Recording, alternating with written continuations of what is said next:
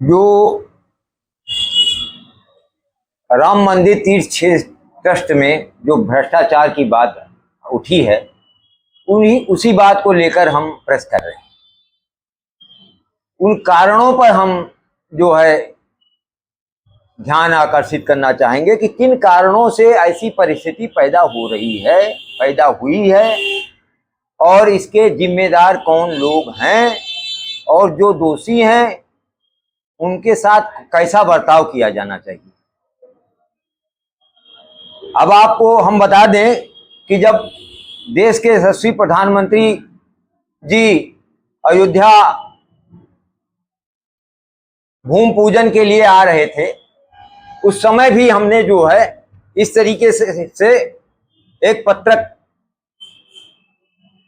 छापकर और प्रेस किया था, है ना। ये पत्रक छापकर हमने प्रेस किया था और कहा था, तो उस समय जो है इस देश का कोई विद्वान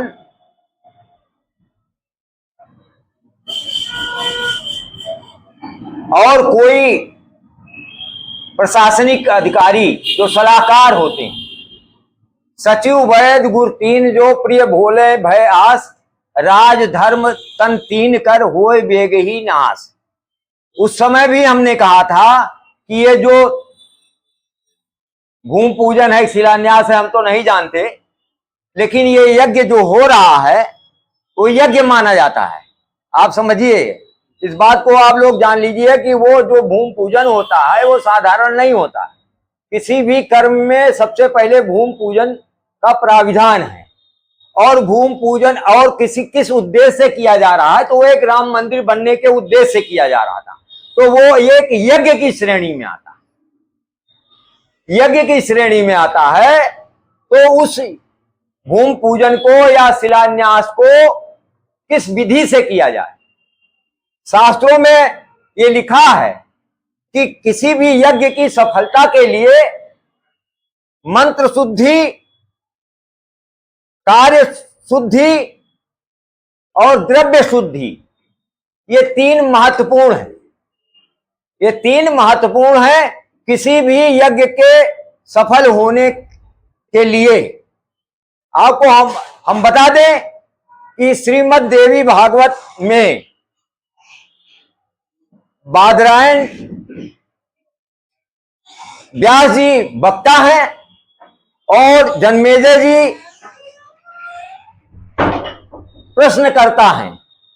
जन्मेजय जी कहते हैं व्यास जी से कि हमारे दादा ने राजसूय यज्ञ करवाया और राजसूय यज्ञ का परिणाम अच्छा मिलना चाहिए था, लेकिन उसी के बाद उपद्रव खड़ा हो गया कि जुए में सब हार गए और वनवास हुआ, एकांतवास हुआ। उसके बाद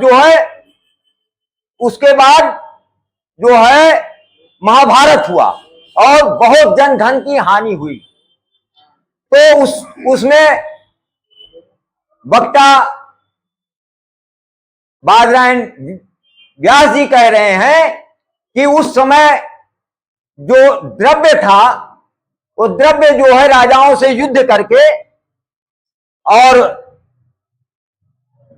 जबरिया लिया गया था। द्रव्य में शुद्धि नहीं थी, है ना। राजसूय यज्ञ में यज्ञ चारों भाई गए थे चारों दिशाओं में, और वहां से सबको पराजित करके और वहां से द्रव्य ले आए थे। उस द्रव्य से राजसूय यज्ञ हुआ, तो द्रव्य की शुद्धि नहीं थी, इसलिए जो है उस यज्ञ का परिणाम उल्टा हुआ।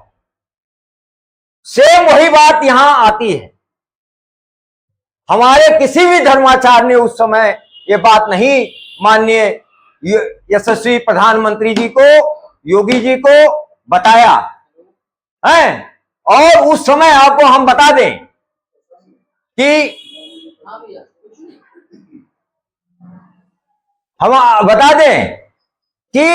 उस समय अयोध्या की धरती पर दुनिया के श्रेष्ठतम विद्वान, परम पूज्य, प्रातः स्मरणीय ब्रह्मचारी गुरुजी उपस्थित थे सशरीर, और उनसे बड़ा ज्योतिष का जानकार, कर्मकांड का जानकार कोई नहीं था। और हम कहते रहे